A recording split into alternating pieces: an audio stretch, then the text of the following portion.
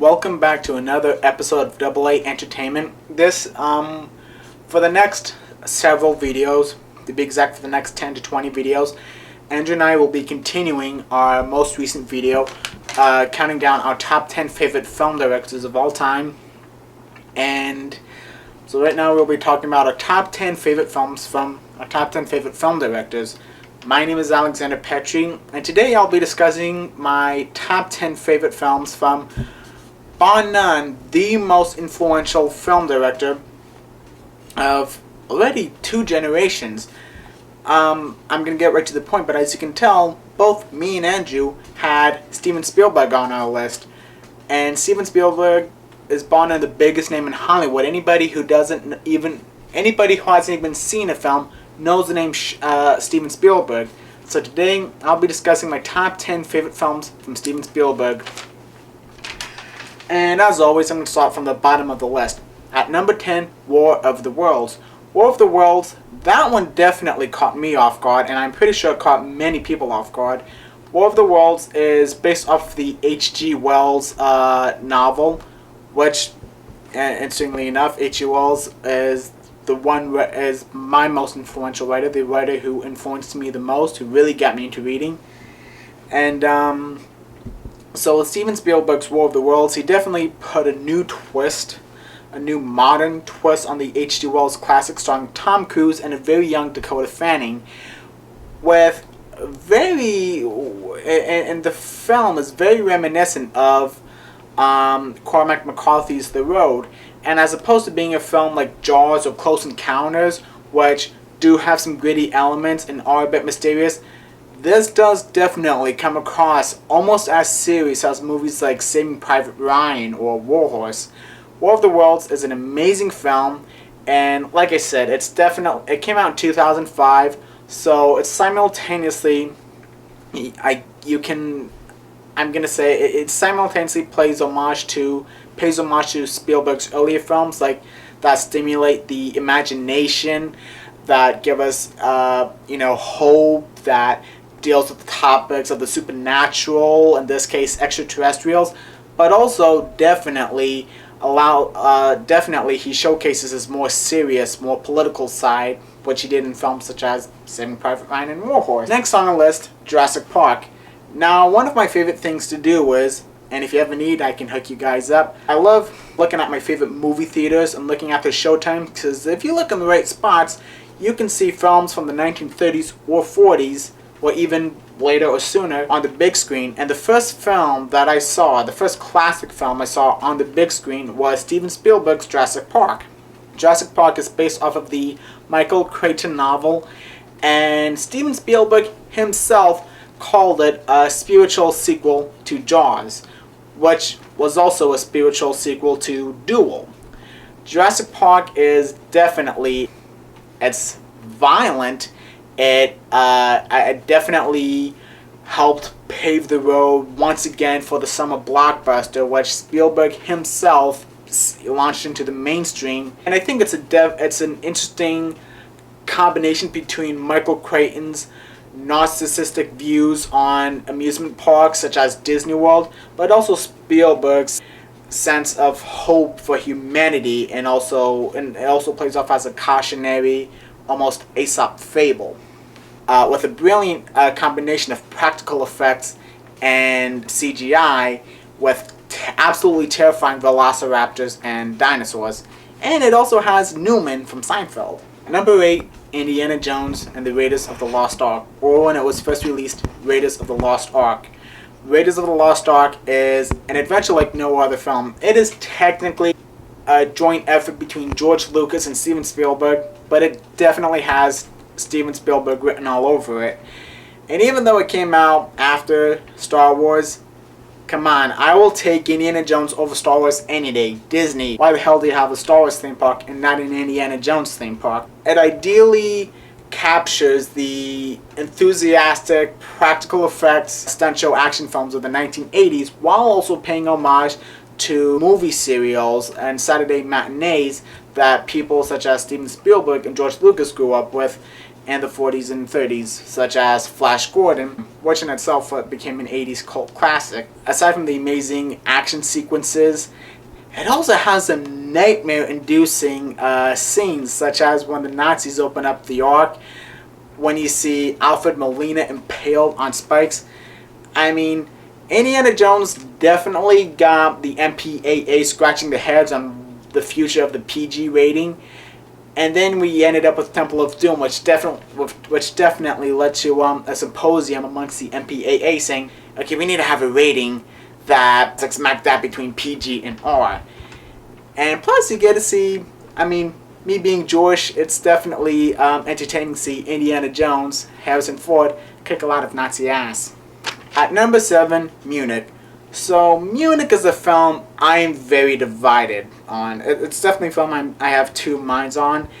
Politically, it's questionable. Morally, it's questionable. But at the same time, it's such an amazing film. It's based on the true story of, in 1972, during the Olympics, which took place in Munich, Germany. A group of terrorists, Arab terrorists, massacred a bunch of Israeli athletes, and the Mossad, when Golda Meir was the Prime Minister of Israel, the Mossad, which is the Israeli equivalent of the CIA, was sent to track down the Arabs who were responsible for massacring the Israeli athletes.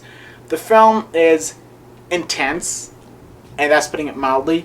The story, the way the film plays out, it plays out much like a John le Carre novel or a James Bond film or novel, and the violence is handled ideally. I mean, there's no other respectful way I can put it. Just the way Steven Spielberg handles the violence in Munich, just like the way he handles it in Schindler's List, ideally fits the emotional intensity of the film and the seriousness of the situation. The scenes are, it's a real nail biter from start to finish, and it makes for a much harder view when you realize that it's a 100% true story. At number 6, The Color Purple.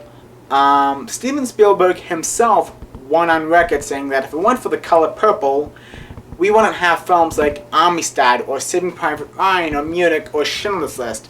The Color Purple, which, by the way, if you haven't read the book yet, I highly recommend you do read the book. I read it twice, and it's a damn good book.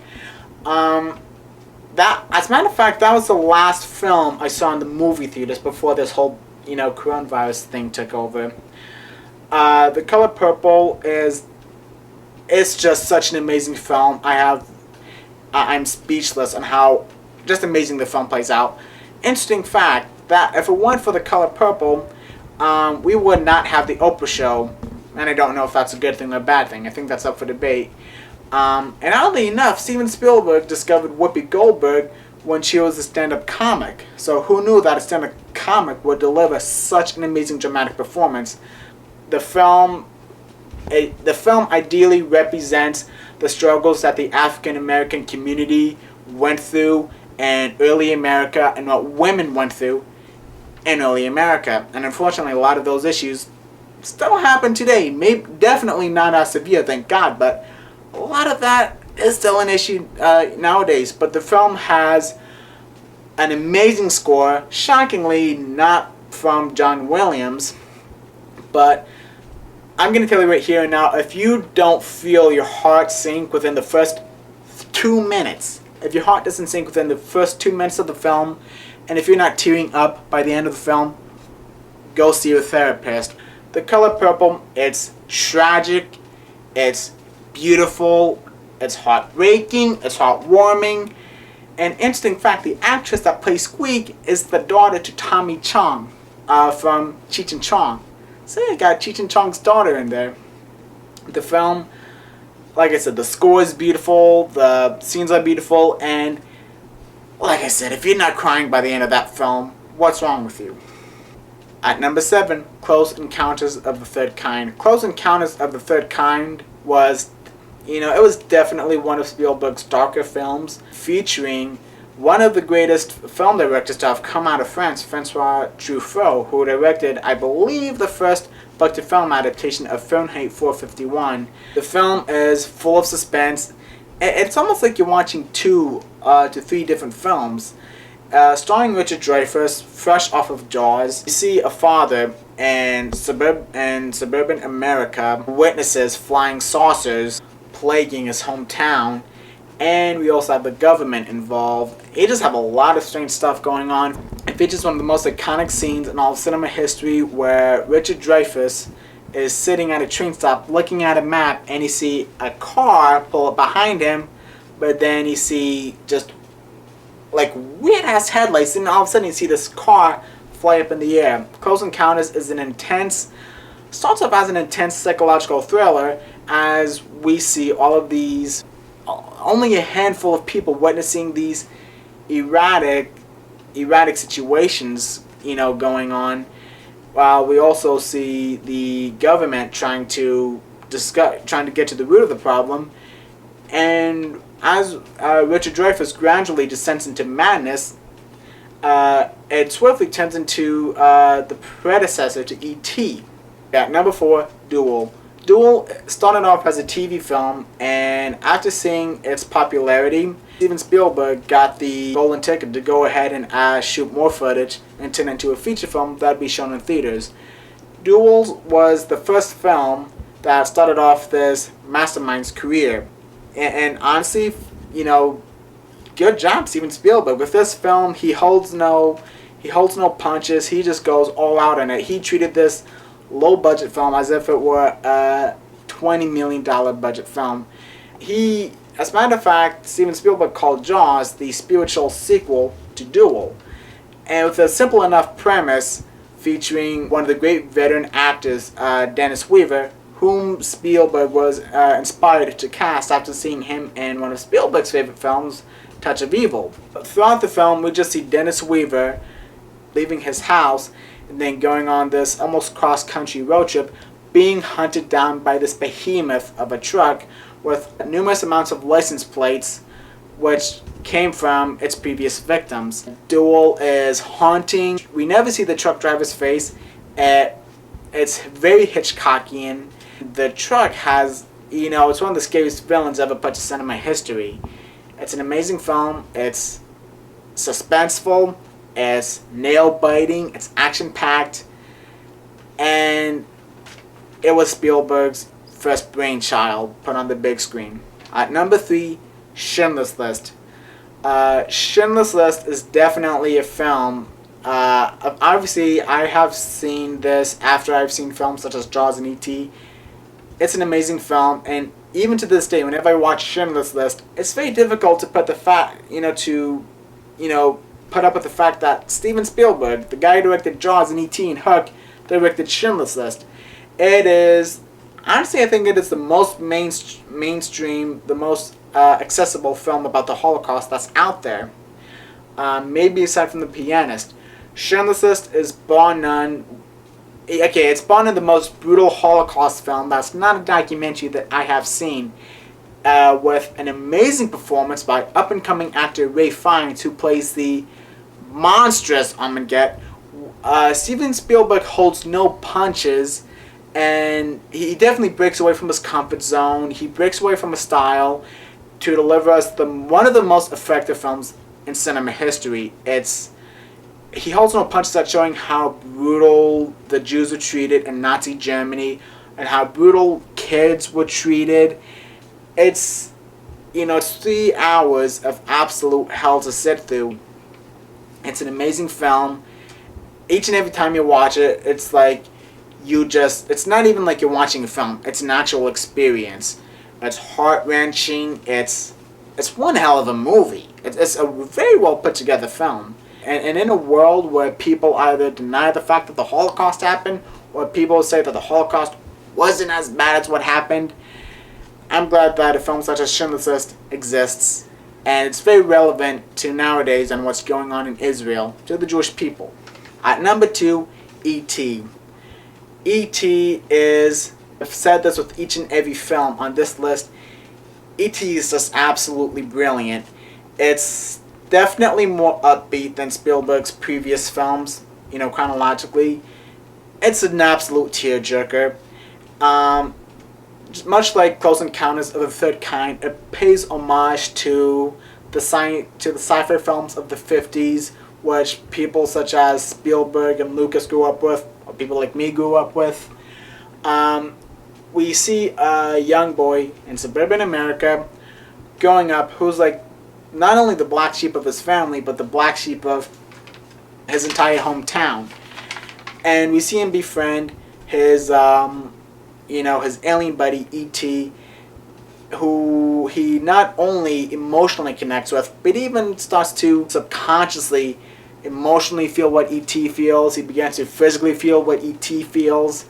E.T. is an amazing, it's an amazing allegory on the strong bonds between two friends, who are far away from home or who have troubles connecting with a society, and I know this is going to sound cheesy, but let's be honest, it goes to show how strong great friendship can get you through even the toughest of times. At number 1, Jaws. I'm going to say it right here and now.